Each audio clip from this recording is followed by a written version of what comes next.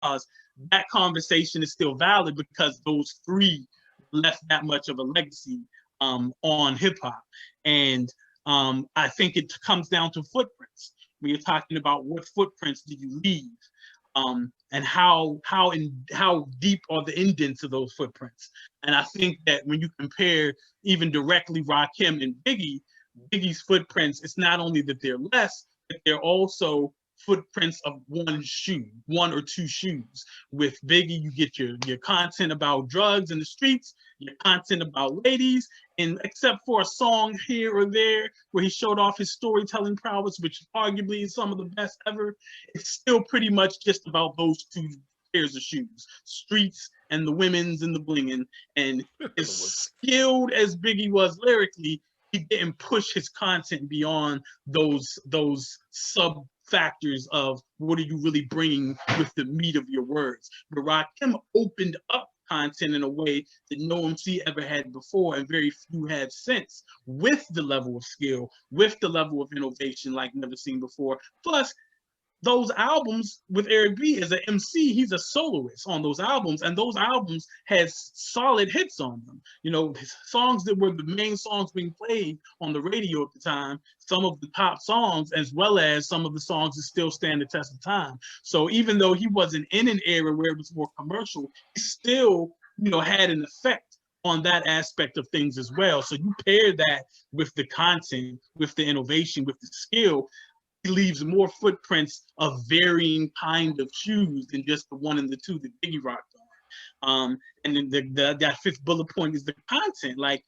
can you rhyme? One, amazing. One or two, in a way that innovates, and three, in a way that actually enhances the culture from a spiritual and from a mental standpoint when you're actually saying something. Because somebody could argue, as great as Biggie raps, was his words bringing the culture down or actually uplifting it? Because it was a lot of negative, stereotypes being repeated in his raps, where Biggie was actually, or Rakim was actually uplifting and educating people in a way that Biggie did not.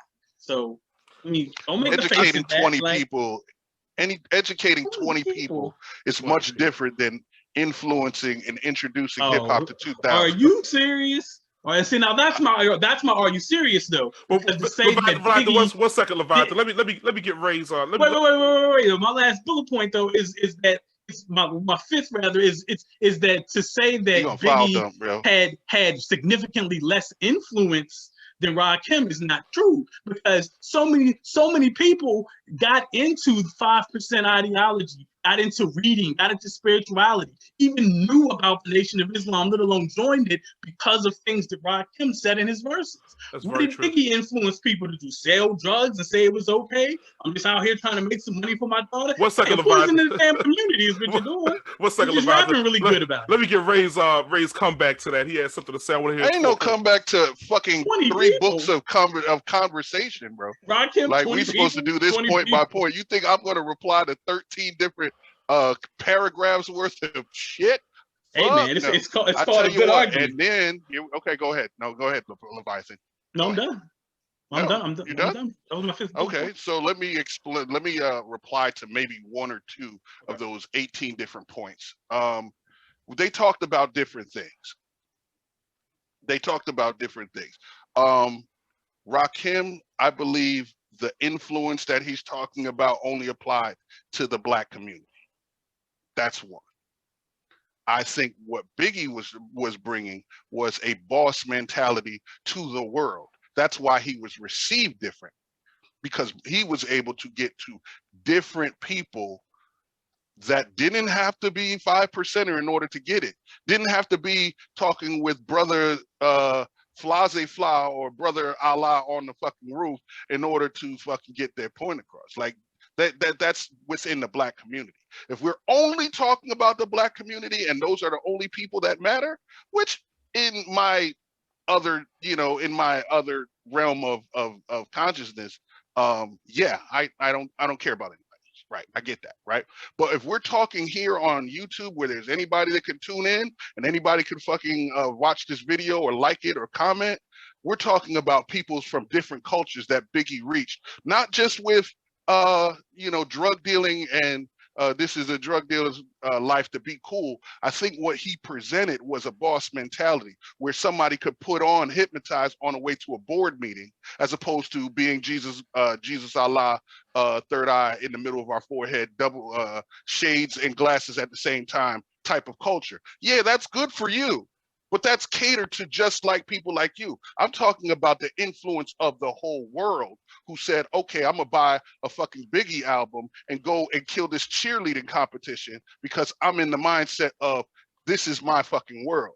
See, the thing is, a lot of people in this hip hop thing only think about their little circle.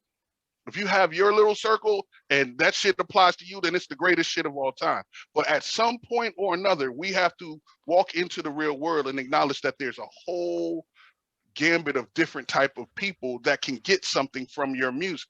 You can only get God Allah is the greatest third eye forehead shit from Rakim. Whereas in Biggie, you could take what he's talking about in his personal life and apply it to anything.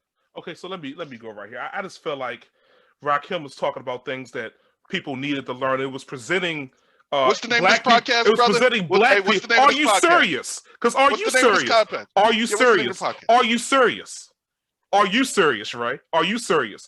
I will never be more impressed by someone that talked about selling drugs to the black community and profiting off of it. And that's the image that we put out to other people. To white people, to the world, and we're saying that's superior to someone who was talking about spirituality. I don't get that. One last point I want to make, and we're kind of running out of time. Are we going to ignore the fact that Biggie's greatness was enhanced by his death? Because in real time, no one was saying he was the greatest rapper of all time. In fact, in that time, most people were saying that the greatest rapper of all time was KRS-One. No one was speaking about Biggie in that light. No one was speaking about Biggie in that light in real time in 94, 95, 96, 97. No one was saying that. They were only saying that it was enhanced